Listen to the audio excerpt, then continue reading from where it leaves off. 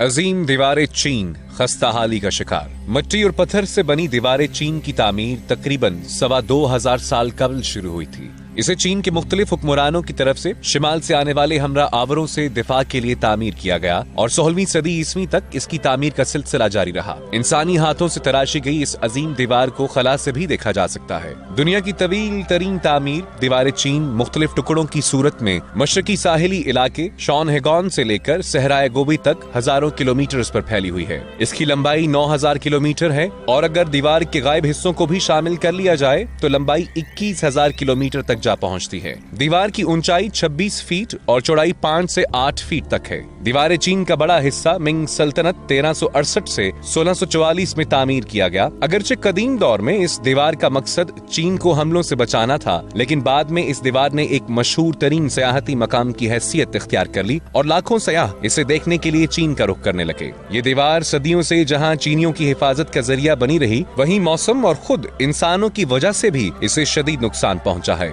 دیوار چین کا اب تک 30% حصہ موسمی اثرات اور انسانی سرگرمیوں کی وجہ سے غائب ہو چکا ہے۔ ایک سروے کے مطابق کچھ تعمیراتی حصہ موسموں کی نظر ہوا، جبکہ کئی جگہوں پر دیواروں میں پودے اگنے سے فرسودگی کا عمل تیز ہو گیا۔ اسی طرح مکانات کی تعمیر اور سیاحوں کی سرگرمیوں نے بھی دیوار کو شدید نقصان پہنچایا ہے۔ دیوار چین کو سن 1987 میں یونیسکو کے عالمی ورثے کی فہرست میں شامل کیا گیا تھا۔ ہزاروں میل طویل دیوار جو چین کی سرزمین کو دشمنوں سے بچاتی رہی ہے، آج خود تحفظ کی متقاضی